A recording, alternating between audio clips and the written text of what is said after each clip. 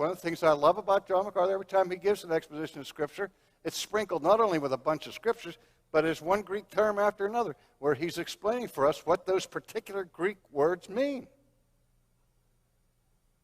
And we have to pay attention to the words, because one of the problems we have in Scripture is that words are used. In many cases, the same word may have 3 or 4 or 5 or 6 nuances to it. How many times does the Bible talk about the will of God? Well, there are at least 8 ways in which the Bible talks about the will of God. Which one is in view in a particular passage? How about this one? God is not willing that any should perish. I'm bloodied and bruised from being hit with that verse. God is not willing that any should perish. I said, willing in what sense? In the sovereign, efficacious will by which whatever God ordains to come to pass must necessarily come to pass? Or is this God's will of disposition, of what pleases him? He takes no delight in the death of the wicked. What is it? But even more importantly, what's the meaning of the word any here? God is not willing that any should perish. Any what? Giraffes? Platypuses? Greeks? What do people read into that text? God is not willing that any human being will ever perish. Well, if God is not willing that any person should ever perish, and he's speaking here of God's sovereign, efficacious will, then now the text teaches way too much for the Arminian, because now it teaches that everybody will be saved.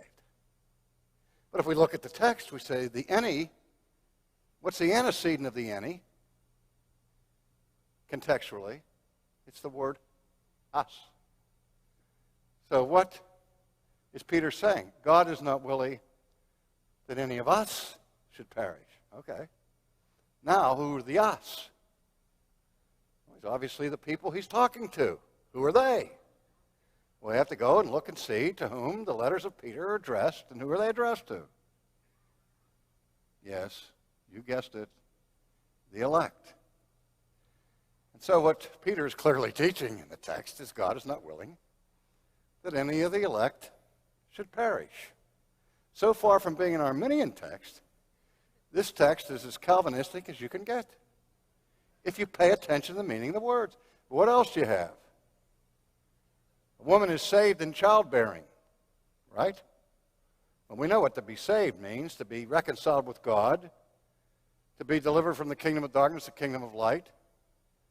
Never mind that the Bible's meaning of the term saved, sozo, is used to be any kind of rescue from any kind of peril or calamity.